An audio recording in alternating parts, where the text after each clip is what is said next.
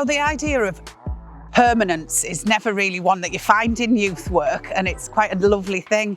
And finding the heritage on a site together, not knowing the heritage of this site, because we're an outdoor activity centre, we're not a museum, we found out that we're on a Victorian brickworks. And because of that, everything we've done here has its legitimate history on the site. We wouldn't have a lake if it wasn't for the brickworks. We couldn't build a wall if it hadn't been for the site. So the fact that the Bodgers Lodge is here permanently, in 20 years' time, the Bright Sparks can come back and point at something and go, I made that, that's mine. And that's amazing. And that's something that very few youth projects can say they can do. And I'm so proud, I can't tell you how proud I am that we've got stuff that isn't going anywhere. And that's just amazing. I think from the outset, the Ignite Yorkshire project has been about connecting.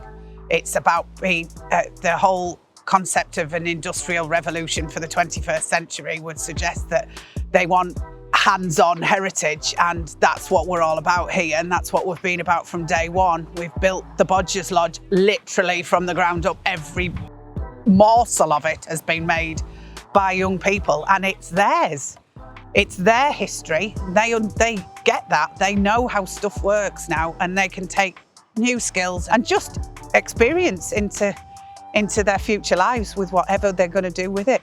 Rurality is a massive issue for a lot of young people, especially in North Yorkshire, but all over the country. It's amazing how many projects focus in a uniquely small area, when in fact our Bright Sparks came literally from the top of the county to the bottom of the county and outskirts, and came from Hull and came from over near Bradford Way. Accessibility for young people is massive, and you've just got to do everything you can to accommodate. You've got to be flexible, you've got to do your best for the young people to get whatever they can out of a project. And you've got to ask them. You don't ask them what they want to do. You can come up with the best projects in the world on paper, and if they're not interested, they won't come, so it doesn't matter. They've all gone on to do amazing things. They've all got their own story to tell.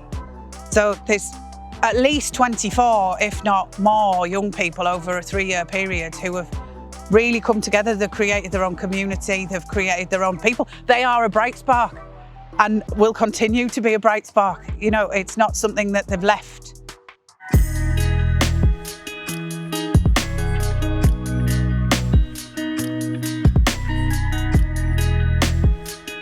In terms of personal development, we have only had a handful of meetings. However, Generation Hull has given me the opportunity to vocalise my opinion to those with the power to make decisions, nurturing characteristics such as critical thinking, debating and compromise for all involved. I think youth representation is important to the steering group because it's important to sort of change the way people talk and feel about the arts rather than it just being a hobby. I think it's important for it to just be something you can actually make your life about and dedicate your career to, and to sort of leave the idea of, oh, well, if I can't make it as an actor or an artist, then I can go into law or medicine, for it to actually be a proper career people take seriously, and to increase accessibility to sort of maybe lower the rates, because certain families might come from backgrounds that can't afford the tuition for these sort of things, and to get schools to provide for the arts, because the more people who provide for the arts, the more ways young people can get involved in them, and then it would lead to more people being interested and wanting to make something out of it. Although Hull being City of Culture in 2017 definitely put Hull on the map, increasing tourism and income, the impacts of these were unfortunately short-lived, with Hull still being behind neighbouring cities such as York and Leeds in terms of development. There's definitely been an increase in creative opportunities such as the Freedom Festival development, the Awakening event which is happening this month. However, opportunities are often passively engaging, when what we really need are projects in which Hull's young people can be a part of within the development and performance process, to give them purpose and drive for their study of the arts, so we can break this pre-existing belief that the arts are a luxury for those of higher income to pursue, resulting in such little uptake with a predominantly working class city like Hull. The advice that I would give for organisations that want to get young people more involved in the decision-making process is to create things like art councils and programmes where young people can actually physically go themselves and say, this is what I want to happen. And creating an arts council, it works on team building skills like compromise, learning how to pretty much know how, well, I want this idea and another person might want, and you can work together to figure out how to make something that would both work for you. And arts are becoming a growing sort of civilization in society, and it's important for young people to be involved and to say, well, this is what I want and this is how I want to do it. With Generation Hull, we've had a few meetings and it's just so many like-minded people, and also people who don't necessarily consider the arts, have considered the arts before. Having that diversity of opinion come in, and we sit in these meetings, and it's just such a creative process because we get to just talk and share ideas, and then it creates collaboration. I've been working with both Elise and Sophie and other young people within the steering group. I think I've been working with them over the past 6 months, but they've come together in the past 5 weeks specifically to look at how they can develop a steering group that can support young people to work out what it is that they want to do and how they want to influence those people that sit on the compact. I've got a real passion to work with lots of different people across the city, and that'll be all arts organisations and all schools and young people. You know, we can really explore what those opportunities are and develop better ones, or continue to develop ones that are working really well, so that the impact for young people continues, you know, past these 2 years, but, you know, Generation Hull can continue for the next 5-6 years, supporting young people to have great access to great opportunities.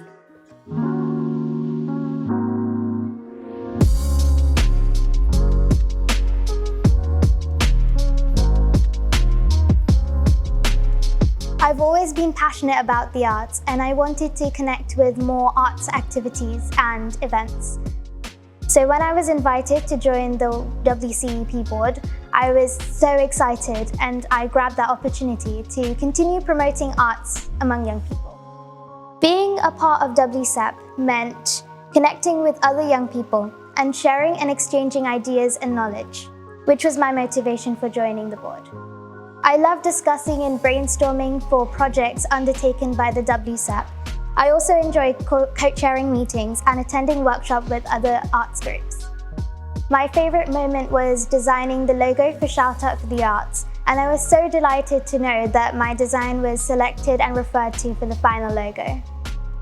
Shout Out for the Arts is the first youth-led CEP board in the country. We are proud to represent the youth in Warwickshire. We are working towards improving and promoting arts, opportunities and education for young people. I got introduced to the CEP board initially because I was a Shakespeare ambassador. Conducting the workshops with different groups in Warwickshire, like the Arts Insight Group or Schools in Stratford, enabled to attract many young people and infuse an interest among them to join the board. There was, of course, the COVID interruption, which was a huge challenge, which caused a disruption in regular meetings. Later on, even though the meetings were held online, they were less effective compared to in-person meetings because many times the ideas might not be properly communicated. Another challenge was recruiting and retaining young people for the board. An advice to the other young people is be confident.